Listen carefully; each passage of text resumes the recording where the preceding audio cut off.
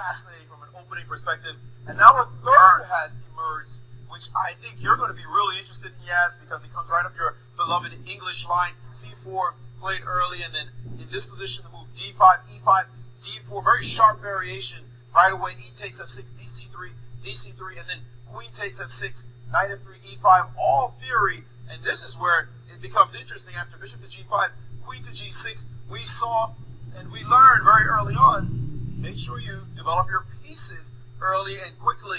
Well, Anand played D5, chasing this knight backwards to the B8 square, and then he decided to take a page out of Naka's book and play the move H4. Now, guarding the bishop, yes, preparing a threat of knight takes on E5, and after the bishop came under attack, suddenly move H5, and already this board is weird, wild, woolly play. The queen hightailed it all the way over to the other side of the board. How often do you see a queen in the opening posted up on A6 when nothing else has developed at all? This has gone into obscure territory, very difficult to explain modern chess to the average viewer. We're confused ourselves, but I'm sure Anand has it all worked out. We're going to see what he has prepared for Karjakin in the next few moves. Thank you, Maurice. I love it. You're absolutely right. This Flora McKenna's variation of the English was an early favorite of mine. In fact, it was practically the only opening I knew as an international master inside and out. These are the type of games I really enjoy because of the extreme imbalances. And in this position, we can see there's just one piece in Black's camp that's developed the queen, and that's so very unusual. The pawn on E5, White's pushes pawn up to H5.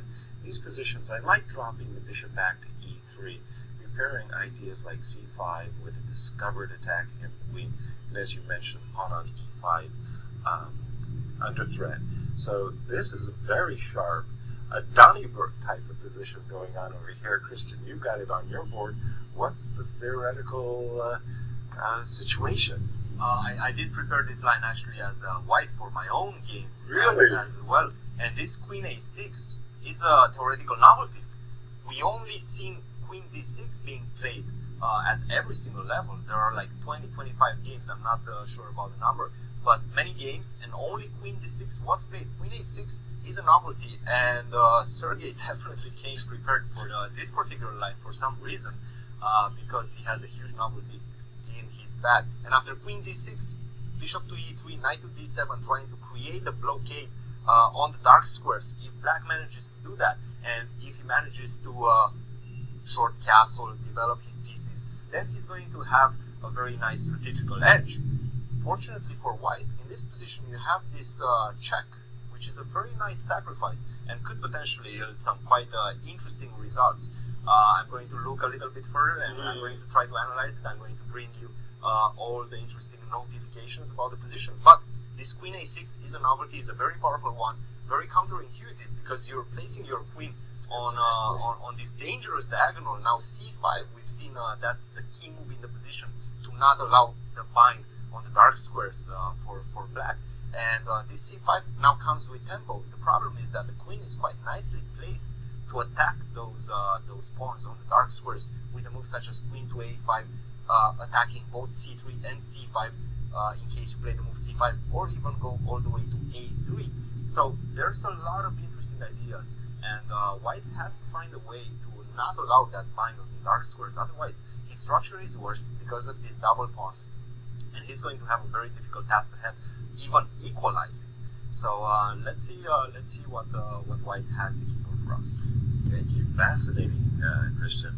And I know we have a caller, but So final thought on Alpha Zero. One of the things that's so important about it, as you mentioned, Yaz, it did not use simple computing power. Everyone always says, well, if you can crunch millions and hundreds of millions of positions every minute, then of course you're going to play better than humans. It actually was working on only 4 processors and doing it at such a reduced rate, and mainly relying on the algorithm, which is what we do as humans, is rely more on algorithm than on computing power. And the fact that it's able to solve so much about chess and to come up with all these amazing moves. I mean, some of the sacrifices were so deep.